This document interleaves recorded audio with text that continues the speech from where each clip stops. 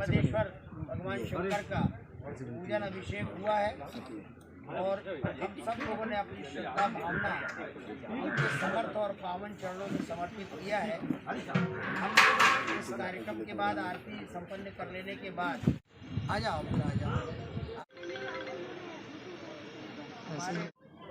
हमारे मध्य प्रदेश का ये सौभाग्य है कि नर्मदा का उद्गम स्थान मध्य प्रदेश में ही है। अमरकंटक से नर्मदा निर्गत होकर और अनेक शहरों को स्पर्श करती हुई गुजरात के क्षेत्र में प्रवेश करती है और नर्मदा का पावन क्षेत्र होने के कारण तपस्वियों का और साधकों का, पूज्य संत महात्माओं का और हर युग के श्रेष्ठ महापुरुषों का नर्मदा के तट पर आगमन हुआ है। आज का दिन भारतीय सांस्कृतिक इतिहास में अत्यंत महत्व का दिन है। आज के दिन परशुराम जी के पूज्य पिता, जिनको हम सब लोगों ने जमदग्नि ऋषि के रूप में जाना है, चूँकि वो भृगुवंशी थे इसलिए उनको भृगु ऋषि भी कहा जाता है और भार्गव कुल के वो श्रेष्ठ आराध्य माने जाते हैं। उन्होंने भी नर्मदा के तट पर अनेक प्रकार के यज्ञ किए हैं, तप किए हैं और जिस भेड़ा घाट की इस पवित्र स्थली पर हम विराजमान हैं, किंवदंती है कि उन्होंने यहाँ पर इस स्थान पर तप किया है और उनके तप की स्मृति में एक छोटा सा यहाँ पर भृगु चबूतरा और उनके मूर्ति की यहाँ पर स्थापना हुई है। चूँकि नर्मदा का तट है इसलिए नर्मदा का प्रत्येक कंकड़ संकर है, तो यहाँ नर्मदेश्वर की मूर्ति भी हम उनके भी दर्शन कर रहे हैं। प्रतिवर्ष आज की तिथि में यहाँ के समाज के जो ज्ञान विज्ञान के अधिष्ठात्री, धरती के देवता, जिन्हें विप्र कहा जाता है, ब्राह्मण कहा जाता है, वैदिक विद्वान कहा जाता है, सनातन धर्म का स्तंभ कहा जाता है, ऐसे लोग सब यहाँ इकट्ठे होकर और अपने यजमानों को आमंत्रित करके, तो हम ये कह सकते हैं कि भृगु जी महाराज की आराधना में केवल ब्राह्मणों का ही अधिकार नहीं है। हमारे वेदों में जो 4 वर्ण कहे गए हैं उन चारों वर्ण का अधिकार है, क्योंकि चारों वर्ण की रीति नीति और समाज की व्यवस्था का नियमन करने वाले वो ऋषि रहे हैं। तो हम सब यहाँ आज एकत्रित हुए हैं और इस समय हमारे मध्य प्रदेश के जो परशुराम की गाथा गाने वाले आचार्य हैं, आचार्य शिव कुमार जी शर्मा, श्री रमेश कुमार जी शर्मा, वो यहाँ उपस्थित हैं विशिष्ट अतिथि के रूप में। उन्होंने तो भृगु जी महाराज और उनकी पूरी वंशावली और परशुराम जी के ऊपर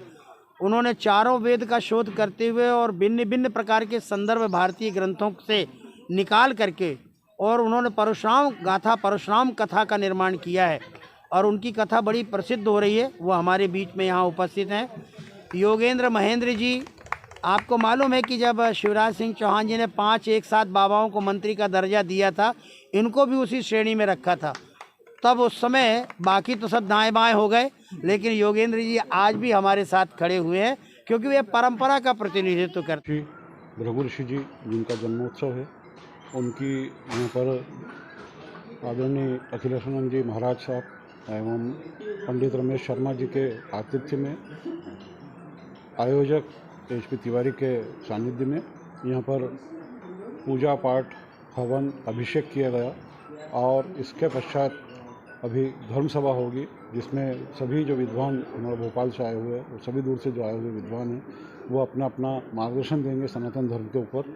मैं भी इसी समारोह में शामिल होने के लिए भृगु क्षेत्र विकास समिति है, उसके आधार स्तंभ हमारे 24 घंटे के सहयोगी, यूँ कहिए कि इस क्षेत्र के सबसे लोकप्रिय कार्यकर्ता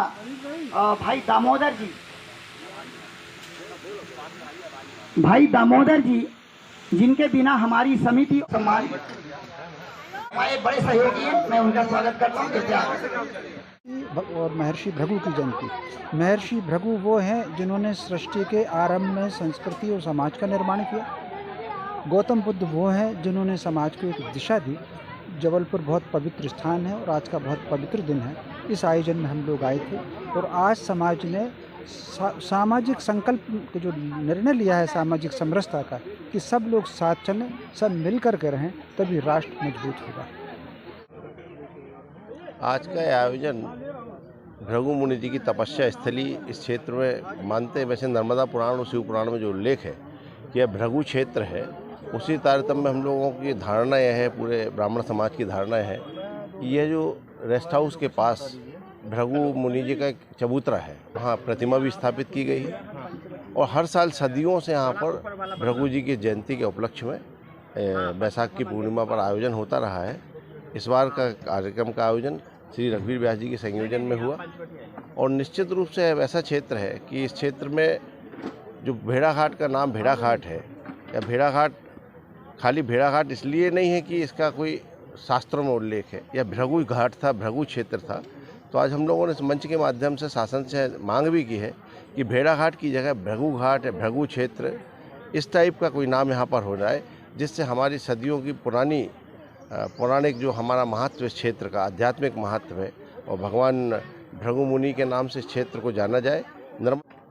मुनि भृगु के जन्मोत्सव का जो कार्यक्रम यहाँ पर आज रखा, उनके अनुयायियों संस्था के द्वारा मैं उनको सबसे पहले तो बधाई देना चाहता हूँ कि उन्होंने इस बात का भी एहसास कराया और ये याद दिलाया लोगों को, खासकर जबलपुर के लोगों को, कि मुनि भृगु जी ने यहाँ पर तपस्या की थी।